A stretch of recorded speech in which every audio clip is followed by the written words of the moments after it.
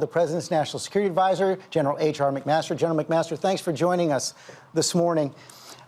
I want to get to North Korea in a second, but first, there's been so much fallout to the President's comments yesterday about Charlottesville, including this from Richard Haass, the chairman of the Council on Foreign Relations, who says the U.S. ability to persuade other governments to fight terrorism diminished when POTUS fails to call it out, take it on at home. The example we set matters. How do you respond to that criticism? Well, the president's been very clear. We cannot tolerate this kind of bigotry, this kind of hatred. And what he did is he called on all Americans to take a firm stand against it.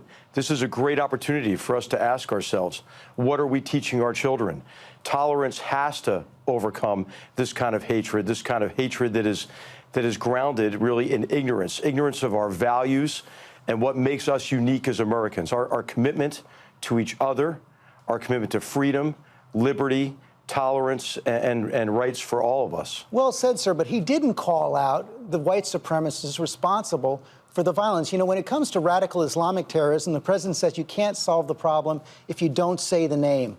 Doesn't that hold true for domestic terrorism as well?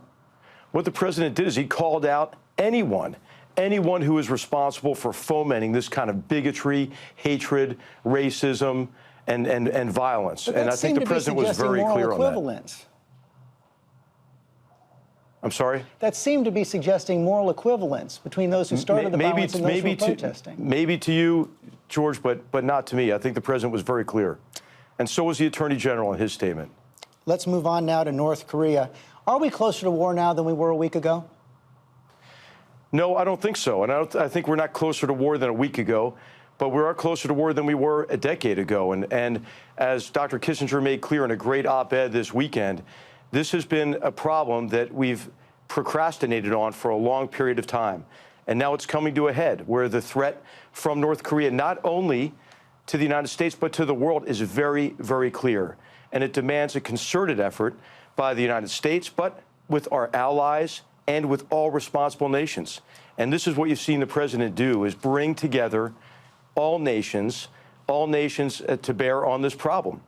And I think notably, you had the UN Security Council resolution 15-0 this past week. Great work by our Secretary of State, Rex Tillerson, and our ambassador to the UN, Nikki Haley. But what's clear now is our interests are aligned with all responsible nations. And it's time for all nations, including China, Russia, as well as our close allies, Japan and South Korea, to work together toward a common goal of denuclearizing the Korean Peninsula. What do you say to the president's critics who say his rhetoric was just too hot this week? He went too far.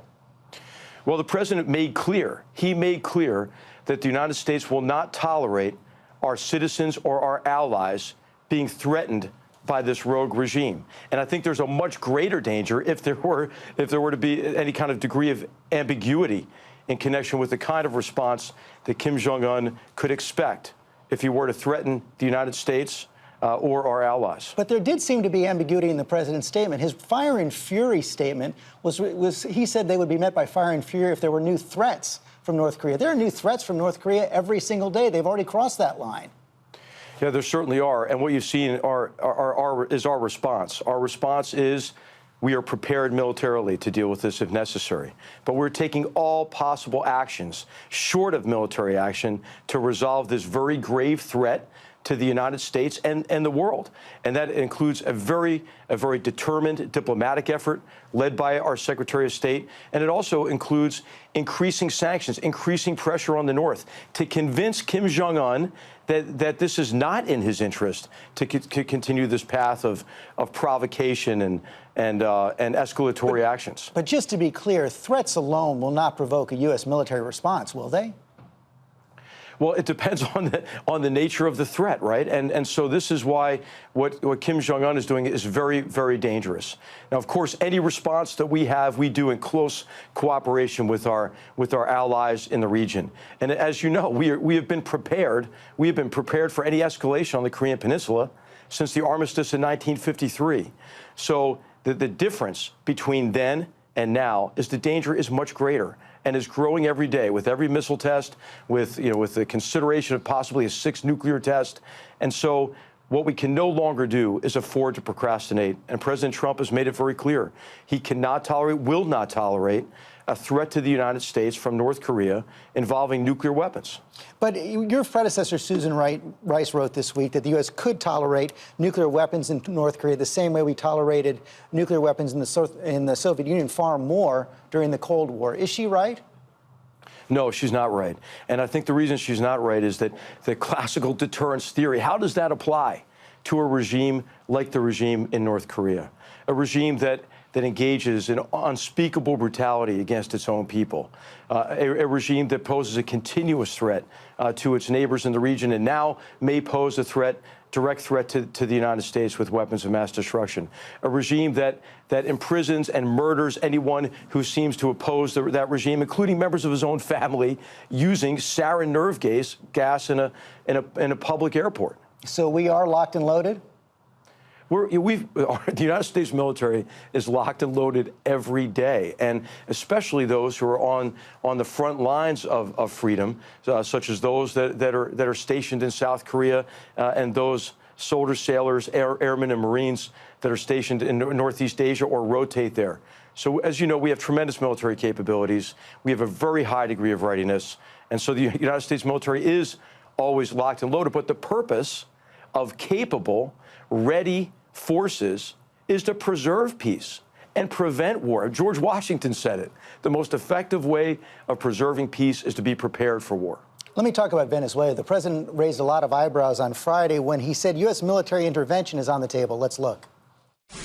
And by the way, I'm not going to rule out a military option. We have many options for Venezuela. A military operation, a military option is certainly something that we could pursue. But just last week, you said this. I want to play that as well.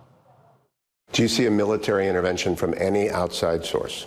No, I don't think so. I think what's really required is for everyone to have one voice about the need to protect the rights and the safety of the Venezuelan people. So what changed? What would be the purpose of military intervention? Well, the president's main focus is on the rights and safety of the Venezuelan people. And what's moved the president in this last week is the escalation of the violence, the regime's violence, these thugs who operate in the name of Maduro against the legitimate opposition to his new dictatorship. So he's choking out democracy in Venezuela, but he's also visiting violence on his own people. You know, he is arresting mayors, opposition mayors in cities, and sentencing them to a year to 15 months in jail. You've seen what he just did recently with his attorney general, extremely courageous woman. And also, you've seen what these thugs have been doing. They've been sniping at, killing, murdering protesters. All that in the is street. horrific, sir. I agree with you. But you know that we have those kinds of conditions in many countries. Is U.S. military intervention really on the table? What vital U.S. interest is at stake? Well, what's critical is in the path forward is to do everything we can with our partners in the region. And I'll tell you, George, I think we are better aligned with our partners in Latin America than we've been in a long, But are we long considering time. military intervention? The president has asked us to look at what could happen next. What could happen in Venezuela? We want to not only be able to cope with the current situation, but understand better how this crisis might evolve. And when you look at contingencies, when you look at what if the suffering of the Venezuelan people increases by orders of magnitude, what more can we do with our partners in the region to protect the Venezuelan people and to prevent an even greater humanitarian catastrophe? So the president never takes options off the table in any of these situations, and what we owe him are options. And so what are we doing now? What we're doing now is we're working very closely with our partners in the region. You know, just last week in Panama, 16 countries met in Peru. 16 countries met in Peru. They signed a very strong statement against Maduro and his extinguishing of democracy in Venezuela. And so we'll continue a series of actions against the Maduro regime, which aim to strengthen the opposition and to reach out to those who are members of this oppressive regime to tell them it's time to reconsider your actions and your support for this dictator. Finally, sir, do you consider that car attack in Charlottesville yesterday an act of domestic terrorism? I certainly think any time that you commit an attack against people to incite fear, it is terrorism. It meets the definition of terrorism. But what this is, what you see here, is you see someone who is a criminal, who is committing a criminal act against fellow Americans, a criminal act that may have been motivated, and we'll see what's turned up in this investigation by this hatred and bigotry, which I mentioned we have to extinguish in our nation. And we have to do that by asking ourselves, what are we teaching our children around the dinner table? What are we teaching our children in school? And we ought to be teaching them about what makes America exceptional. And that's our commitment to the rights of every individual, liberty, freedom, respect for each other, regardless of race, religion, and so forth. So this is, I think, what we ought to all ask ourselves. And as we send our condolences out to the victims of this terrible violence, we ought to ask ourselves, what more can all of us do? We certainly should. General McMaster, thanks for your time this morning. Thank you, George. Hi, everyone. George Stephanopoulos here. Thanks for checking out the ABC News YouTube channel. If you'd like to get more videos, show highlights, and watch live event coverage, click on the right over here to subscribe to our channel. And don't forget to download the ABC News app for breaking news alerts. Thanks for watching.